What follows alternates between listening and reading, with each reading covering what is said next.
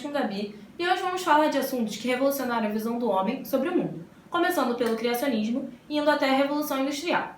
O primeiro a conversar com a gente será o historiador Felipe Lopes, que vai nos contar sobre o que é o criacionismo.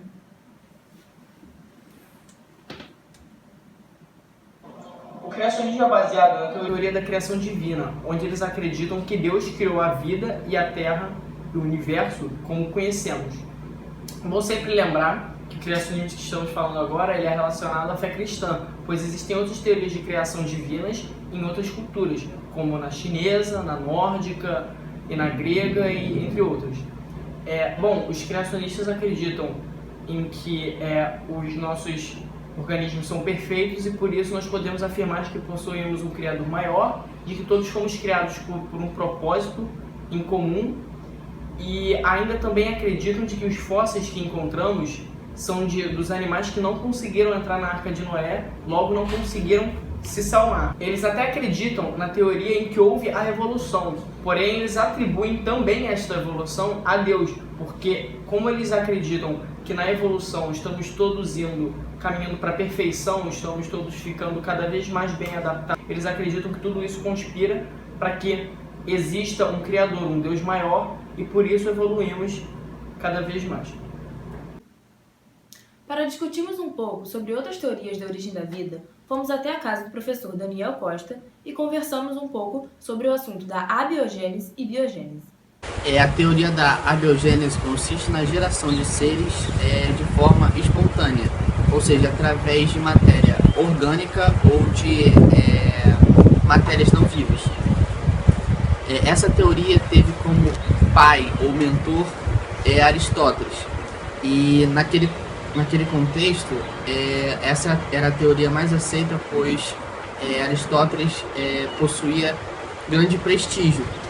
E como era um filósofo, cientista, historiador, e muitas pessoas acreditavam na teoria dele e passou a ser a mais utilizada naquela época.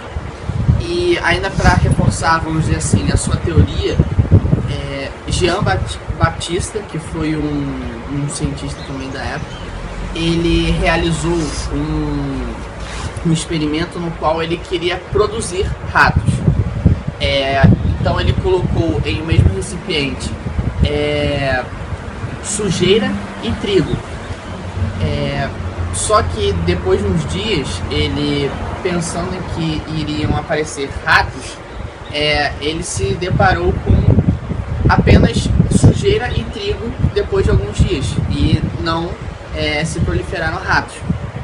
E essa teoria é aceita até hoje?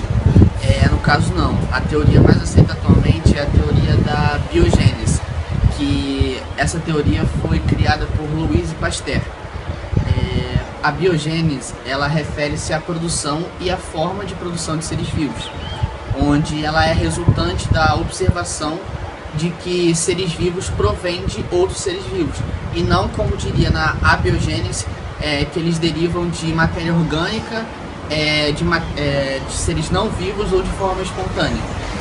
E Louis Pasteur ele realizou um experimento para comprovar sua teoria. Ele pegou um recipiente com abertura em forma de pescoço de cisne e tampou essa abertura e colocou o caldo nutritivo fervido lá dentro. Após passar alguns dias, ele percebeu que não se proliferaram nenhum tipo de ser vivo.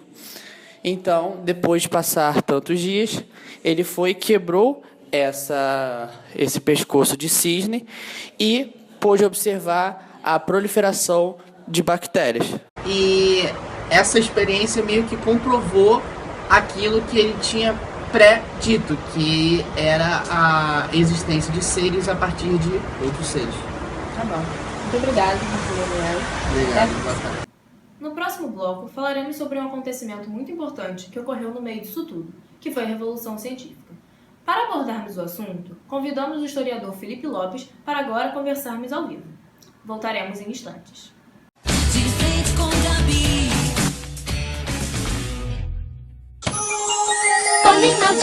Pônei maldito, venha com a gente atolar. Odeio barro, odeio lama. Que nojinho, não vou sair do lugar.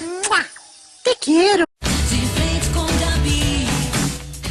Estamos aqui com o historiador Felipe Lopes, que apresentamos previamente no nosso programa, e ele vai contar um pouquinho pra gente sobre a Revolução Científica. Boa tarde, Gabriela. Boa tarde a todos de casa.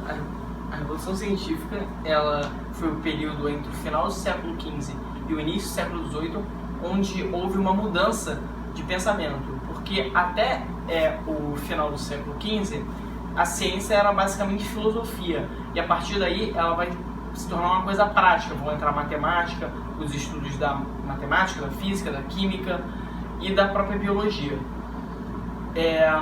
Esse período foi muito influenciado pelo Renascimento, pelo surgimento da imprensa e até pelo próprio Iluminismo, pois há uma mudança no estilo de pensamento, as pessoas passam a buscar explicações racionais para as coisas que aconteciam, e elas tentavam se desprender o máximo de Deus.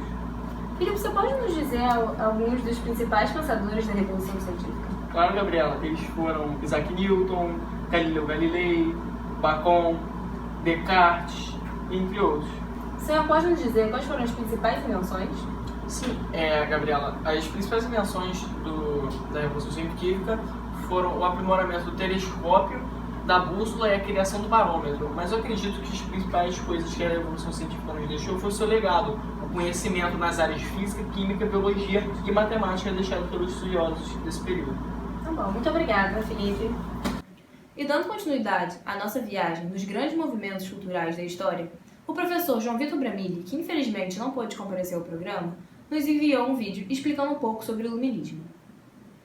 O Iluminismo, que também era conhecido como o Século das Luzes, foi um movimento cultural da elite europeia no século XVIII. E ele tentava usar a razão a favor de modificar alguns conceitos da sociedade e alguns pensamentos herdados da época medieval. Ele buscava usar a natureza a favor do homem moderno e sempre utilizando a razão nas suas pesquisas. Ele era fortemente contra a intervenção da Igreja e teve como seu centro a França. Entre o final do século XVII e a metade do século XVIII, a principal influência sobre a filosofia do Iluminismo veio das concepções mecanicistas da natureza. Nesse período, o principal cientista e filósofo foi o Isaac Newton. E entre os principais filósofos do Iluminismo estão John Locke, Voltaire, Rousseau e Montesquieu. Os pensadores iluministas tinham como ideal a extensão do pensamento crítico a todos os campos da sociedade. E a maioria dos iluministas ainda associava esse pensamento crítico à melhora do Estado e da sociedade. E como último assunto do dia, falarei um pouco sobre a Revolução Industrial. Não no sentido de uma revolta, e sim no sentido de uma profunda transformação social, tecnológica, econômica e política. A Revolução Industrial foi a transição do artesanato e da manufatura para as máquinas e indústrias. Isso originou a produção acelerada, resultando em altos lucros e na mão de obra disponível e barata. Nas relações sociais, isso influenciou na divisão de duas classes, os operários e os proprietários. A causa da Revolução Industrial foi a expansão do comércio internacional, que trouxe o aumento de riquezas, permitindo a acumulação de capital capaz de financiar os processos técnicos e a instalação das fábricas. Na primeira revolução, que começou na Inglaterra, as invenções possibilitaram o surgimento de milhares de fábricas, da aceleração da produção e dos lucros. Dois dos exemplos dessas invenções foram a máquina e o barco a vapor. Com o aumento da produção e com o avanço tecnológico causados pela primeira revolução industrial, ocorreu a segunda, em meados do século XIX. Após a segunda revolução, a economia internacional passou por grandes transformações, que culminou na terceira revolução, que também é conhecida como técnico-científica, pois ocorreu uma grande integração física entre a ciência e produção. E o De Frente com Gabi acaba aqui. Tenha um ótimo dia e até amanhã.